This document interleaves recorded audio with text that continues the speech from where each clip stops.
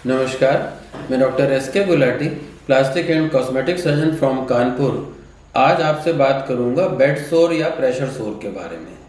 तो जैसा कि इसके नाम से ही पता चलता है कि ये बेड सोर या प्रेशर सोर प्रेशर की वजह से बनते हैं। तो इसमें होता क्या है कि अंदर की बोनी प्रोमिनेंस या हड्डी और नीचे बेड के बीच में स्किन और अन्य टिश्यूज जो हैं वो दब जाते हैं, और जब कोई अंग दबता है तो उसकी ब्लड सप्लाई रुक जाती है, और ये ब्लड सप्लाई अगर लंबे समय तक रुकी रहे तो वो हिस्सा डेड हो जाता है। तो इसमें जो डेड हिस्सा है फिर वो घाव बन के दिखाई देता है, वो टिश्यू सारा निकल जाता है और एक बड़ा सा घाव बन जाता है।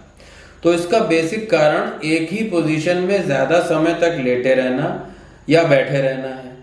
लेकिन सामान्य व्यक्ति में ऐसा नहीं होता।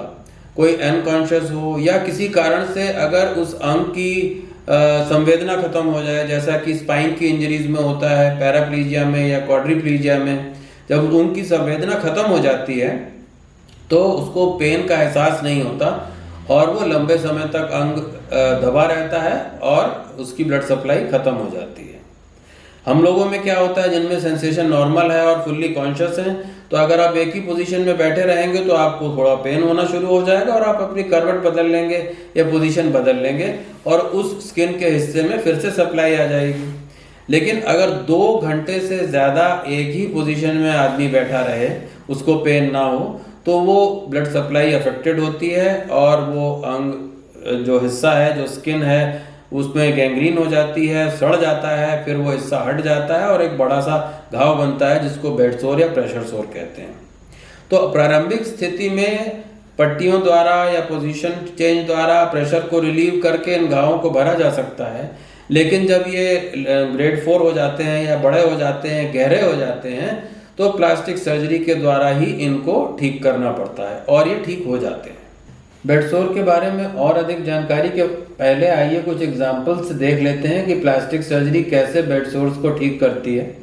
इस फोटोग्राफ में दिख रहा है कि थाई की साइड में एक बड़ा सा प्रेशर सोर है जिसको कि एक फ्लैप सर्जरी के द्वारा कवर कर दिया गया और ये पूरी तरह हील हो गया। इस दूसरे फोटोग्राफ में एक पैराप्लेजिक पेशेंट में बहुत बड़ा बेड सोर है साइड में, और ये भी एक फ्लैप के द्वारा, जांघ से फ्लैप लिया गया है और उसके द्वारा इसको कवर कर दिया गया है। इस तीसरे पेशेंट में ये भी पैराप्लेजिक है और इसमें 3 बेड सोर्स बने हुए हैं जिनको कि एक साथ सर्जरी के द्वारा कवर कर दिया गया है। बेड सोर की सर्जरी के पहले कुछ काम करने ज़रूरी होते हैं। पहला तो ये कि बेड सोर में कोई गंदगी, कोई स्लफ, कोई डेड टिश्यू, कोई इन्फेक्शन नहीं होना चाहिए। तो पहली स्टेज को डिब्राइडमेंट कहते हैं, जिसमें कि बेड सोर में से सारी गंदगी हटाई जाती है। और क्योंकि गंदगी के ऊपर फ्लैप सर्जरी करने से या खाल द्वारा ढकने से कोई लाभ नहीं, तो सबसे पहले तो ये साफ हो जाना चाहिए और इसीलिए सर्जरी स्टेजेस में होती है। पहली स्टेज में डिब्राइडमेंट होता है और कई बार घाव को प्रिपेयर करने के लिए डिब्राइडमेंट के बाद इन्फेक्शन को कम करने के लिए उसमें वैक्यूम मशीन लगाई जाती है, जिसके द्वारा उसमें बैक्टीरियल काउंट कम हो जाता है, पस और गंदगी सब हट जाती है और घाव फ्लैप को रिसीव करने के लिए या ढकने के लिए तैयार हो जाता है। घाव को तैयार करने के अलावा पेशेंट को भी प्रिपेयर करना होता है, क्योंकि कई बार ये पेशेंट्स काफ़ी जनरल कंडीशन काफ़ी पुअर होती है, उनका हीमोग्लोबिन कम होता है, शरीर में प्रोटीन की कमी और न्यूट्रिशन एडिक्वेट नहीं होता है। तो अगर ये सब स्थितियां होंगी तो फ्लैप सर्जरी कामयाब नहीं हो पाती। तो इसके पहले कई बार ब्लड ट्रांसफ्यूजन करना पड़ता है, पेशेंट का न्यूट्रिशन इम्प्रूव करना होता है और तब ये सर्जरी की जाती है।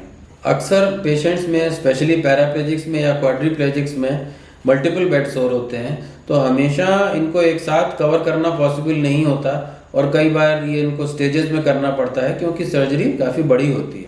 प्लास्टिक सर्जरी में इन घावों को या बेड सोर्स को फ्लैप के द्वारा या आसपास की त्वचा और मांसपेशियों के द्वारा कवर किया जाता है। इसको फ्लैप सर्जरी कहते हैं। जहाँ से ये त्वचा या मांसपेशियाँ हटाई जाती हैं वहाँ पे टाँके लगा के उस डिफेक्ट को बंद कर दिया जाता है और ये त्वचा और मांसपेशियों को बेड सोर या प्रेशर सोर के ऊपर स्टिच कर दिया जाता है। इसमें अक्सर 2 या 3 घंटे का समय लगता है और 2-3 हफ्ते के बाद टाँके हटा दिए जाते हैं।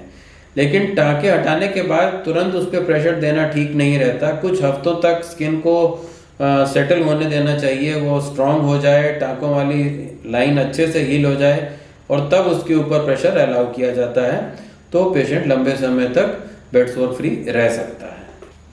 जिस स्थान पे सर्जरी की गई है उस स्थान पे दोबारा बेड सोर ना हो या अन्य स्थानों पर बेड सोर ना हो, इसके लिए पेशेंट की केयर बहुत ज़रूरी है। और इस केयर में सबसे ज़रूरी चीज़ है हर 2 घंटे में करवट का बदलना। जो इस बात को समझ लेते हैं वो बेड सोर और प्रेशर सोर से फ्री रह सकते हैं, और जो इस चीज़ में गलती करते हैं उनमें रिकरेंस होना बिल्कुल लगभग तय है। चाहे पेशेंट एयर बेड पे लेटा हो, वाटर बेड पे लेटा हो, लेकिन 2 घंटे में करवट बदलना ज़रूरी है।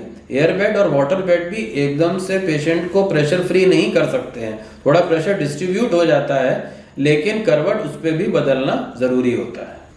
ऐसे पेशेंट जिनमें संवेदना का लॉस नहीं है, सेंसेशंस नहीं गए हैं और बेहोशी में होने के कारण, वेंटिलेटर पे होने के कारण या किसी और फ्रैक्चर वगैरह के कारण एक ही पोजीशन में लेटे रहने से बेड सोर हो गया है, उसमें एक बार घाव की सफाई कर दी जाए और वैक्यूम मशीन लगा के उसको क्लीन कर दिया जाए और उसके बाद ड्रेसिंग्स वगैरह से और प्रॉपर केयर से उनके घाव बिना सर्जरी के द्वारा भी ठीक हो सकते हैं। उनमें कई बार सर्जरी की ज़रूरत नहीं पड़ती है, लेकिन जिनमें सेंसेशन का लॉस हो उनमें सर्जरी की अक्सर ज़रूरत पड़ती है और रिकरेंस रोकने के लिए प्रॉपर नर्सिंग केयर बहुत ज़रूरी है।